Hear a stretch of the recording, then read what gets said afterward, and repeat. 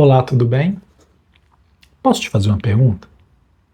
Em que momento um grande monte de pedras passa a ser uma pirâmide? Sim, eu sei que é uma pergunta muito estranha, mas ela ficou na minha cabeça durante muito tempo, depois que eu visitei as grandes pirâmides do Egito. E quanto mais eu pensava nesta pergunta, mais eu percebia que não se tratava sobre o Egito. Falava sobre mim, falava sobre você e sobre a forma como qualquer pessoa muda de vida. Em 2025, eu realizei um dos maiores sonhos da minha vida, que era conhecer as grandes pirâmides do Egito. Posso dizer que foi uma experiência difícil de explicar. É maravilhoso realizar um sonho que parecia distante e muitas vezes parecia inalcançável. E nenhuma fotografia consegue transmitir completamente o que é estar em frente daquelas construções. Depois da viagem, eu fiquei refletindo não apenas sobre como as pirâmides foram construídas, mas sobre diversas lições que eu pude perceber e pensar e refletir sobre aquela viagem.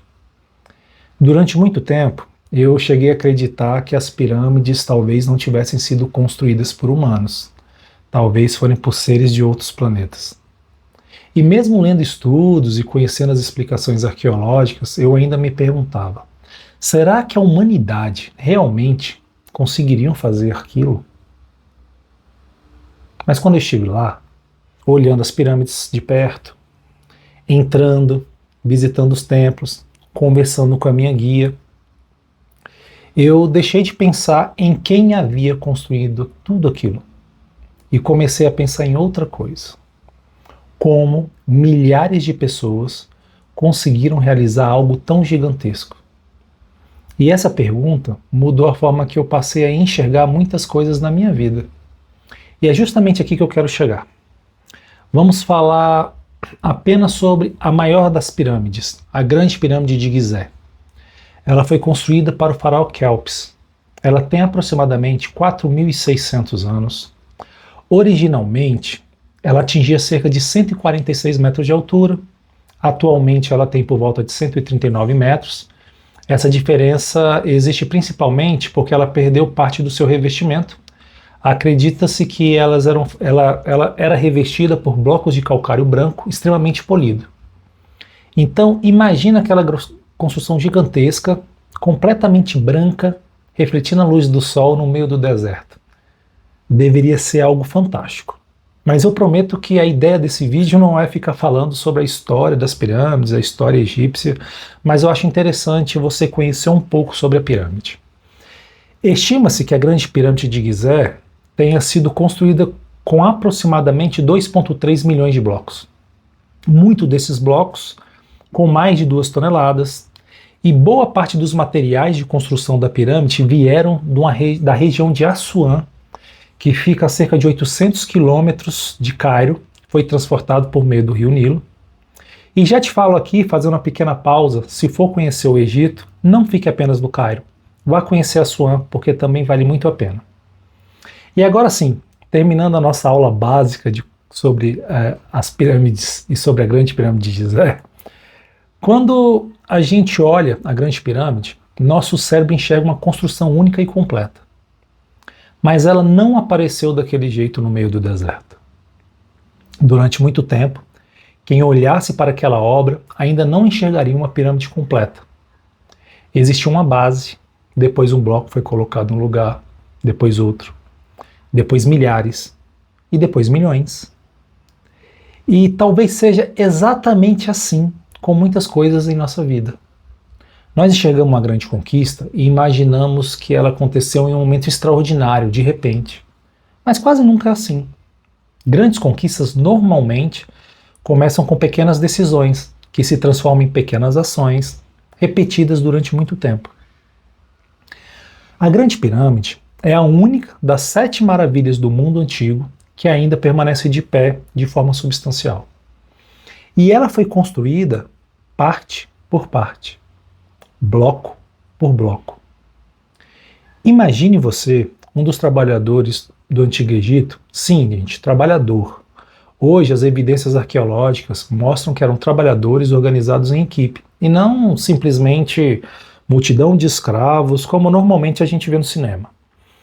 Imagine um desses trabalhadores acordando cedo, caminhando até a obra e pensando apenas: hoje vou colocar mais uma pedra no lugar certo. Milhares de pessoas, milhares de trabalhadores fizeram isso durante anos.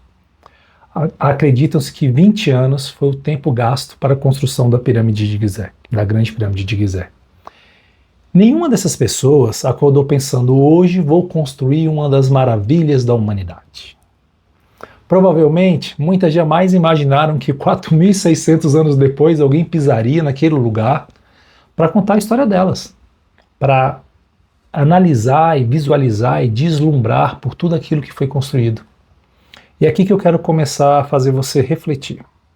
Em que momento, exatamente, aquele conjunto de pedras passou a ser uma pirâmide?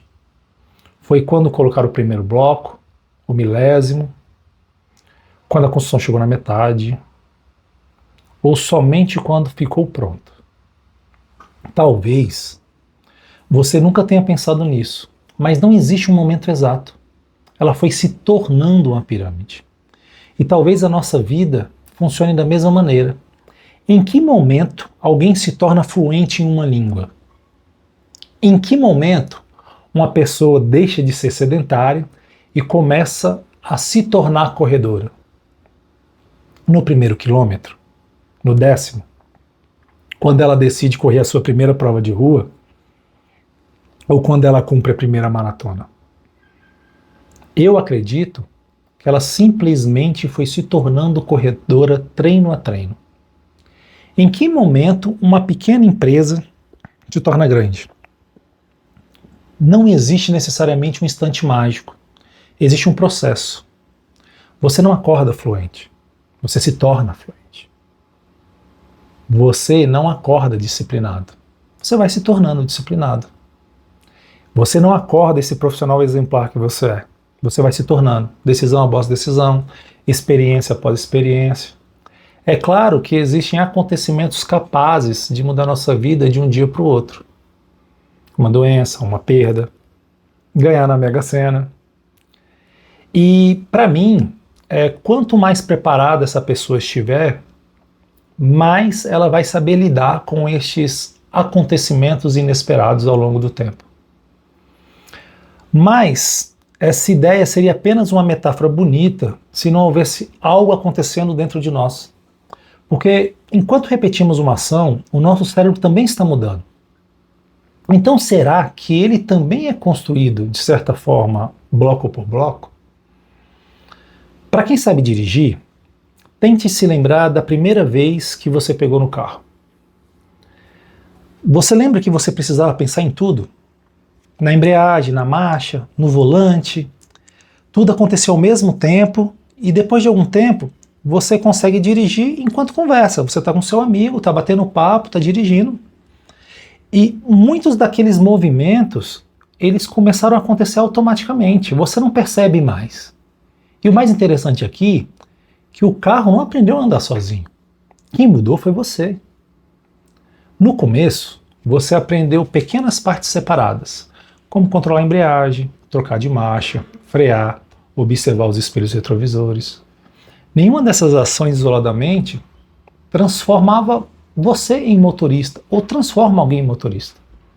Mas elas são aprendidas, elas são combinadas e repetidas, até que pouco a pouco você se torna um motorista.